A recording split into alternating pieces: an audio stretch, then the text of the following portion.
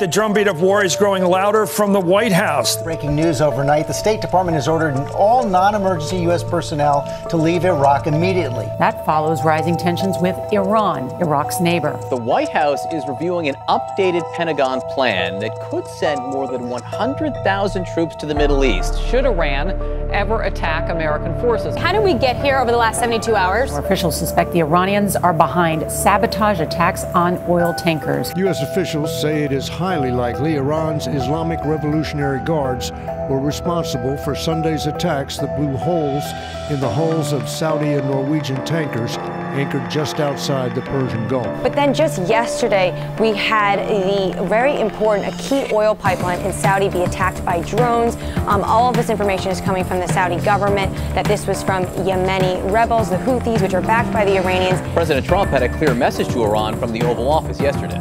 Hearing little stories about Iran. If they do anything, they will suffer greatly. We'll see what happens with Iran.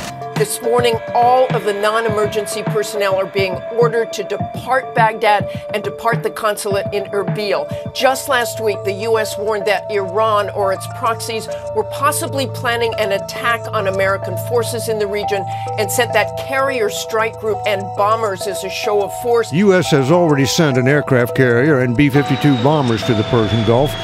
But President Trump denied reported plans to send as many as 120,000 more troops. According to the Times, the revisions were ordered by President Trump's national security advisor and war hawk John Bolton, one of the cheerleaders, of course, for the Iraq war. President Trump dismissed the report that his administration is moving closer to an actual war front. I think it's fake news, okay?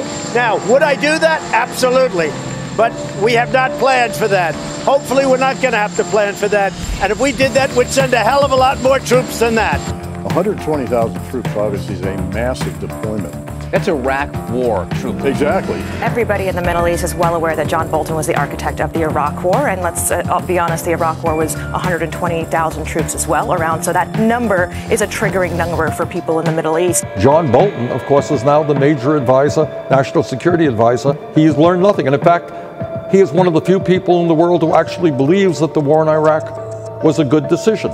In an echo of the Iraq war, an eerie echo, the Republican senator from Arkansas saying a war with Iran would be easy.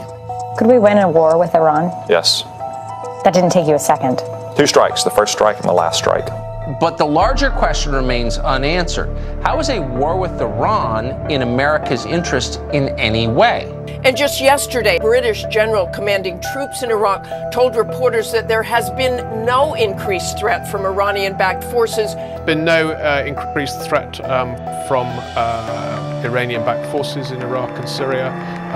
We're aware of their presence clearly, and we monitor them along with a whole range of others. U.S. Central Command issued a highly unusual rebuttal, saying that the general's comments run counter to the identified credible threats available to intelligence from U.S. and allies regarding Iranian-backed forces in the region. Officials say the United States does not want war, but it will protect American forces.